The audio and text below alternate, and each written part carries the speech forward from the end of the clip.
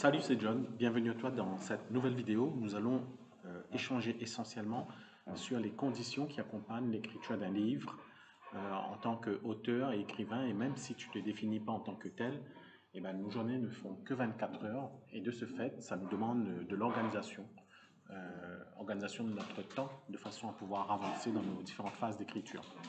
Alors, si tu ne me connais pas, je m'appelle John. J'aide les auteurs et les écrivains à se libérer des contraintes techniques pour fabriquer, publier et vendre plus de livres. J'anime aussi le groupe Accélération pour auteurs et écrivains. Et aujourd'hui, donc, on va parler du temps. Le temps est la valeur la plus précieuse de l'univers et on en manque presque tous. Le temps est subjectif. Donc, à des moments, vous avez l'impression d'avoir énormément de temps et à d'autres moments, vous avez l'impression de ne pas en avoir assez. Donc, chaque personne va percevoir le temps selon son conditionnement, son expérience, etc., etc. Je vais essayer de vous donner quelques astuces, quelques techniques que vous connaissez pour la plupart. Donc, ce sera l'occasion pour toi, pour vous, de passer en revue quelques éléments pour gagner du temps et en économiser. Alors, moi-même, ce que je suis en train de vous transmettre comme conseils, je les ai expérimentés. Ce sont des leviers que j'ai mis en place essentiellement depuis 2014 jusqu'à aujourd'hui. Je les ai découverts au fur et à mesure. Certaines des techniques, je les ai apprises. Et puis, en fonction du temps, en fonction des moments, en fonction des périodes, on les active soit tous en même temps, soit progressivement, ou soit on les expérimente une par une. Donc d'abord, la chose la plus importante, c'est de vous créer un emploi du temps. Donc de planifier votre travail. Tout simplement, c'est la clé, c'est le secret de la gestion de votre temps. Vous pouvez gérer votre temps avec, par exemple, Google Agenda ou un agenda ou votre smartphone. C'est calez-vous des blocs horaires pour le travail que vous avez, par exemple, en CDI et vos tâches d'écriture. Par exemple, un tout petit peu le matin, ou un tout petit peu le soir, ou un tout petit peu l'après-midi. C'est à vous d'écrire régulièrement dans une forme de routine. Donc, fixez-vous des moments précis, des actions les unes par rapport aux autres, dans un calendrier de préférence horaire. Et vous avez des applications de gestion du temps aussi qui vous aident à organiser vos temps. Vous avez une application qui est géniale qui s'appelle Rescue Time, RESCUETIME.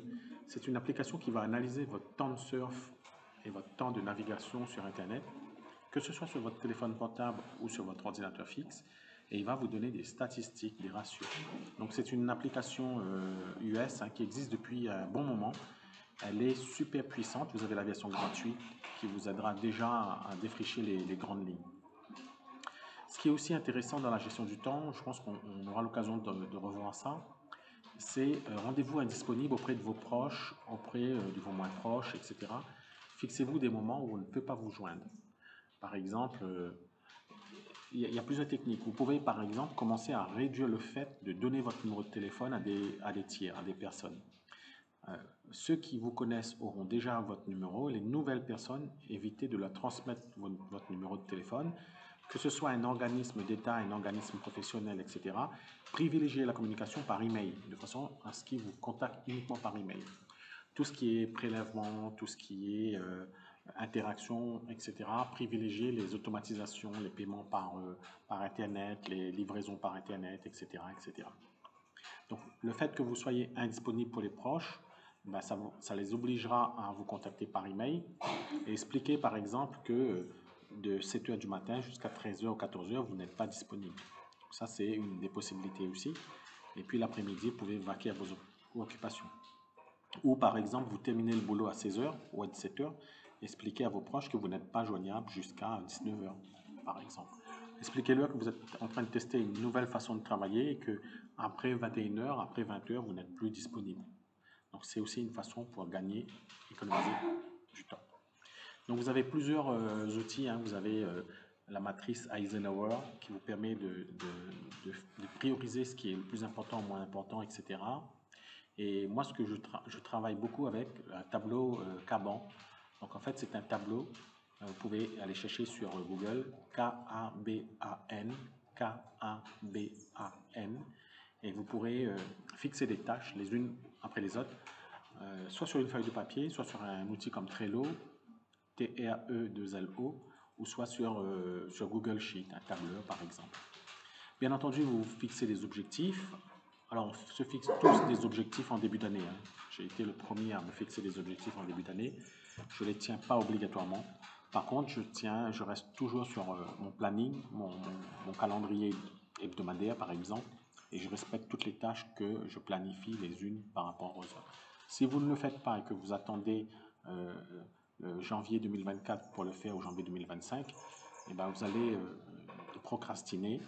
Et puis, au bout d'un mois de janvier ou jusqu'au 14 février, vous allez tenir vos objectifs et ensuite vous allez complètement sombrer dans des choses différentes.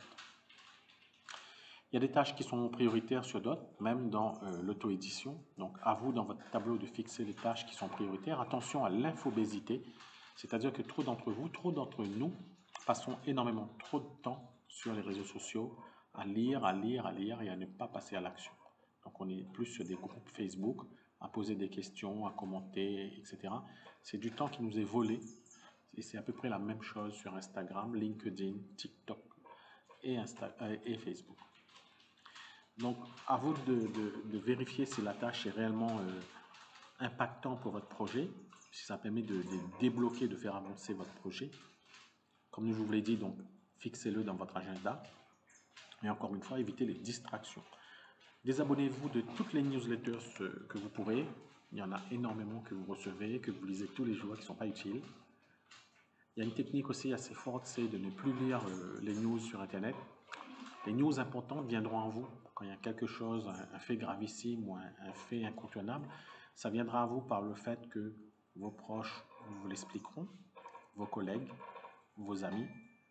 Donc, ce sera des informations capitales et importantes au niveau de l'actualité. Mais tout ce qui est annexe, vous n'avez aucun pouvoir, aucun impact sur ces éléments, notamment sur tout ce qui concerne les faits divers. Aménagez-vous un espace dédié à l'écriture chez vous, si cela est possible, toujours dans cette logique d'éviter les sources de distraction. Alors, la matrice Eisenhower, on l'a vu. Vous avez aussi la technique Pomodoro. Donc, vous pouvez taper sur YouTube Pomodoro. Vous avez maintenant des vidéos. Vous pouvez travailler avec ces vidéos. Il y a certains d'entre vous qui travaillent avec 2 écrans ou même un téléphone portable. Donc, vous faites Pomodoro en français ou en anglais. Et vous allez voir des vidéos tout aussi intéressantes qui vous permettent de travailler sur des durées de 45 minutes, 1 heure, 1 heure et demie, 2 heures, et même jusqu'à 12 heures de travail consécutif. Alors, certains d'entre vous, et il faut garder ça à l'esprit, certains d'entre vous arrivent à publier un livre par mois. C'est très rare.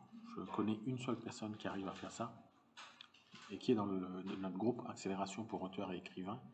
C'est très très difficile. Elle a une façon de travailler très spécifique. Elle expérimente entre autres, par exemple, le sommeil polyphasique. Et elle réalise ses écritures sur plusieurs mois, 4, 5 mois par exemple. Je ne sais pas si aujourd'hui elle le fait toujours, mais elle a une vitesse de production de livres. Et ça ne veut pas dire que les livres ne sont pas de qualité. Au contraire, c'est un auteur connu qui vend énormément de livres.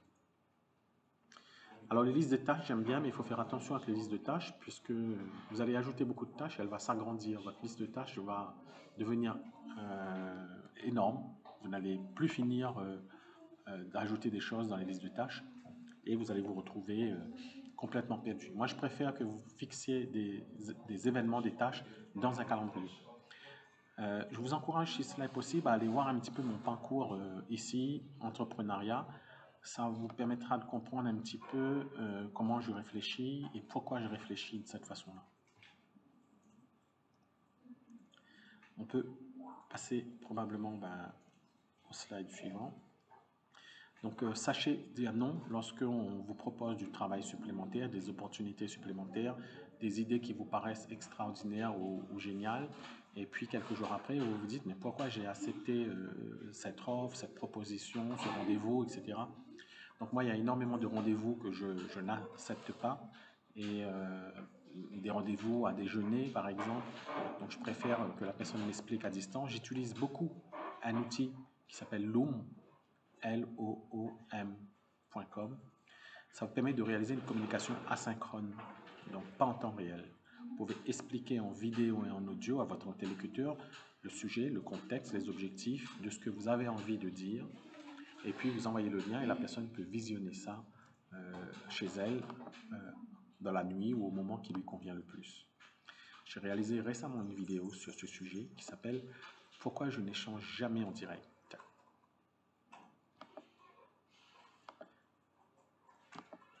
Et puis, il faut aussi, comment dire, lâcher prise. On n'est pas des robots, on n'est pas des machines. Donc, vous avez le droit de vous tromper. Au contraire, c'est en se trompant qu'on arrive à améliorer la machine. Donc, réévaluez régulièrement votre emploi du temps. Vous pouvez changer des choses, changer des objectifs, changer votre façon de travailler, etc., etc. Soyez bienveillant avec vous-même. Ayez travaillé votre confiance en vous, l'amour de vous-même, l'estime de vous. Et soyez discipliné en respectant votre emploi du temps. Prenez donc des pauses. S'il faut de temps en temps ne pas travailler pendant plusieurs séances de travail, faites-le. Faites-le, mais attention, ne tombez pas dans le découragement après avoir sauté 1, 2, 3, 4 séances. Vous allez vous éloigner de la productivité et tomber dans une forme de procrastination. Voilà, c'est ce que je disais, adaptez-vous et prenez soin de vous. Si vous avez d'autres idées, conseils, sujets pour aider un auteur et un écrivain à mieux écrire, à mieux jongler avec son CDI par exemple, il travaille durant le jour et a très peu d'énergie ou de force, de moments pour travailler ensuite, vous pouvez laisser des astuces, des techniques, des témoignages de ce que vous-même faites. Ça permettra à la communauté et à ceux qui arrivent sur cette vidéo de découvrir des nouvelles techniques, des nouvelles astuces, se baser sur votre témoignage. Si vraiment vous pouvez transmettre ça aux autres et les aider, ce sera un point de plus pour les auteurs. Merci à vous et si tu as aimé, si vous avez aimé cette vidéo, pensez à liker la vidéo, éventuellement la partager et surtout à vous abonner. Que la force soit avec toi.